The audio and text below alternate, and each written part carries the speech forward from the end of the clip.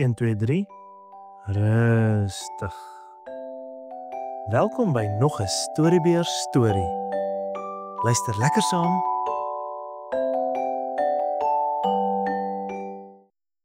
Sinbad en die rowervoëls.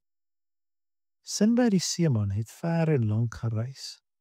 Nou is hy uiteindelik gereed om huiswaarts te seil. Hy het 'n groot kus vol juwele wat hy by sy tuismark wil gaan verkoop. Hy het gelukkig plek op 'n seilskip wat die manne in die hawe besig is om vol te laai gekry. Sinbad gaan aan boord en stap reguit na sy kajuit toe. Hy kyk vir oulaas na sy juwele. Daarna sluit hy die juwelekus en stap onder toe om dit in die skeepsruim te gaan bære. Hy stap weer na die skip se dek toe. Sinbad hou die ander handelaars dop terwyl hulle met hulle goedere aan boord gaan. Hy sien ivoortande en pelse. Daar is houtkratte en vaatjies en kiste en allerlei soorte houers. Net toe die loopplank oplig, hardloop 'n laaste handelaar nog aan boord. Hy hou 'n groot pak baie versigtig vas. "Dis spieëls wat ek hier het," sê die handelaar vir die kaptein. "Blink spieëls vir die dames. Uiters breekbaar. Ek moet dit by my hou." Sinbad ontmoet sy kajuitsmaats, die spieëlverkoper en 2 ander handelaars. Die spieëls bly ook in die kajuit, saam met hulle. "Kom ons vertrek," beveel die kaptein, en die skip se seile word gespan. Vir baie dae en nagte is dit mooi weer. Die handelaars bly op die dek en vertel hulle reisverhale vir mekaar. Sinbad en sy kajuitmaats raak groot vriende. Een man verkoop systof en 'n ander een verkoop heuning. Die derde man is die spieëlverkoper. Op 'n dag begin 'n storm broei. Donker wolke pak saam en rol nader. O, sê die man met die spieëls, "maak julle gereed vir 'n groot storm." Die spieëlverkoper was heeltemal reg. Teen sononder dobber die skip in 'n vreeslike storm op die woeste see rond. Die handelaars luister benoud na die kletterende geluide in die skeepsruim. Die arme spieëlverkoper klou sy kosbare bondeltjie styf vas. Skielik rol die skip soveel dat die spieëlverkoper uit die bed uitvlieg. Hy beland bo op sy kosbare spieëls. Kraak! Breek die spieëls, fyn en flenters. "Ag nee, dis klaar praat met my," huil die arme spieëlverkoper.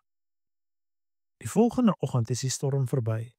Die handelaars gaan dadelik ondertoe na die skeepsruim. Wat 'n gemors! Die kiste, kratte en vaatjies is almal gebreek. Die heuning het oor al die syware en Sinbad se juwele uitgeloop. Dis chaos. "Dis klaar praat met my," kerm die arme syverkoper. "Met my ook," kla die heuningverkoper. "My juwelekus is ook gebreek en my juwele is vol heuning, maar dis gelukkig nie beskadig nie," sê Sinbad. "Help my om dit skoon te maak, dan sal ek probeer om julle te help."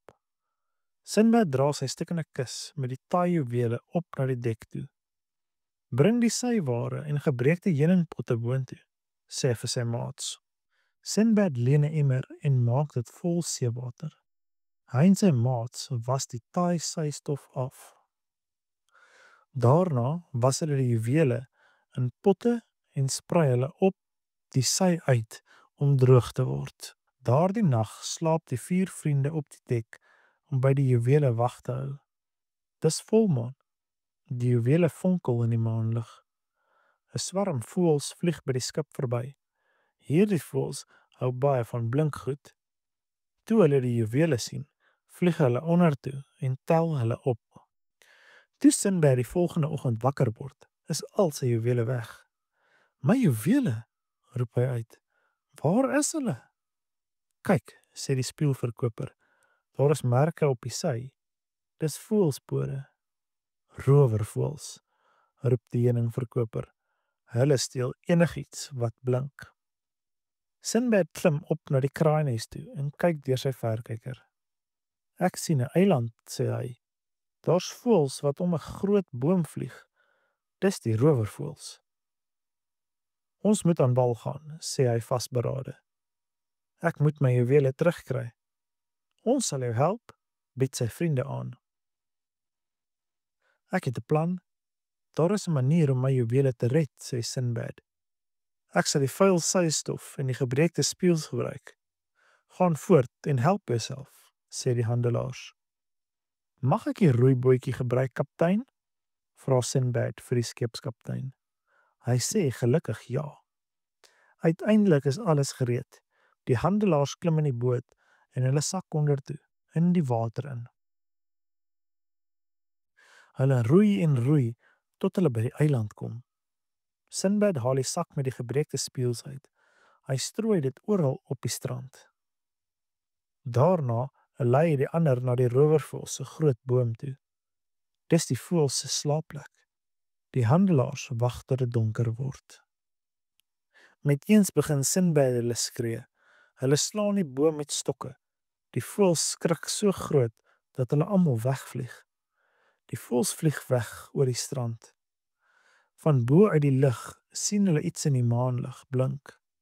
Dis die stukkies gebreekte spieëls. Hulle vlieg af en tel die stukkies op. Dis donker. Die handelaars klouter vinnig na die rowervoël se neste toe. In elke nes is daar 'n klomp van Sinbad se juwele. Hulle steel dit gou terug. Die handelaars sit die juwele in die sakke wat hulle van die vuil sy gemaak het. Daarna hardloop hulle strand toe en teen dagbreek roei hulle terug na die groot skip toe. Toe die handelaars weer veilig aan boord is, beveel die kaptein sy bemanning om te vertrek. Die anker word gelig en die skip begin te seil. Die 4 maats gaan saam na hulle kajuit toe. Sinbad verdeel sy juwele in 4 hoopies, 1 hoopie vir elkeen. Julle het my gehelp, sê Sinbad vir sy maats, en nou is dit my beurt om julle te help. Toe die skip by Sinbad se tuishawe aankom, sê al die handelaars vir mekaar totsiens. Dit was 'n goeie reis vir almal. Hulle sal dit nooit vergeet nie, want hulle het mekaar gehelp.